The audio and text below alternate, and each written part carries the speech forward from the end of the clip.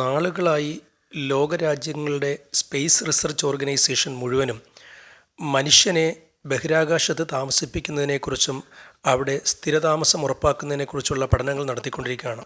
എന്നാൽ ഇപ്പോൾ ചന്ദ്രൻ്റെ ദക്ഷിണ ധ്രുവത്തിനടുത്ത് സ്ഥിരമായൊരു ചന്ദ്രതാവളത്തിന് 3 ഘട്ട പദ്ധതി നാസ പ്രഖ്യാപിച്ചു. ചന്ദ്രനിൽ സുസ്ഥിരമായ മനുഷ്യ സാന്നിധ്യത്തിനുള്ള ആർടെമിസ് പ്രോഗ്രാമിൻ്റെ ഭാഗമാണിത്. 2029 വരെ നീണ്ടു നിൽക്കുന്ന ആദ്യ ഘട്ടത്തിൽ റോബോട്ടിക് ദൗത്യങ്ങൾ, ചരക്ക് വിതരണം, ചന്ദ്രോപരിതലത്തിലെ സാങ്കേതിക പരിശോധന എന്നിവ ഉൾപ്പെടുന്നു. രണ്ടാം ഘട്ടം 2029 മുതൽ 2032 വരെ നീണ്ടു നിൽക്കും. സെമി ഹാബിലിറ്റബിൾ ഇൻഫ്രാസ്ട്രക്ചറിൽ ശ്രദ്ധ കേന്ദ്രീകരിക്കും. 2023 വരെ നീളുന്ന മൂന്നാം ഘട്ടത്തിൽ ദീർഘകാല മനുഷ്യ ദൗത്യത്തിനുള്ള ഒരു സ്ഥിരം അടിത്തറയാണ് ലക്ഷ്യമിടുന്നത്.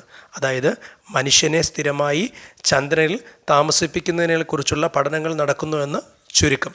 ഈ അറിവുകൾ നിങ്ങളുടെ സുഹൃത്തുക്കളിലേക്കായി ഷെയർ ചെയ്യുക, ചാനൽ ലൈക്ക് ചെയ്യുക, സബ്സ്ക്രൈബ് ചെയ്യുക.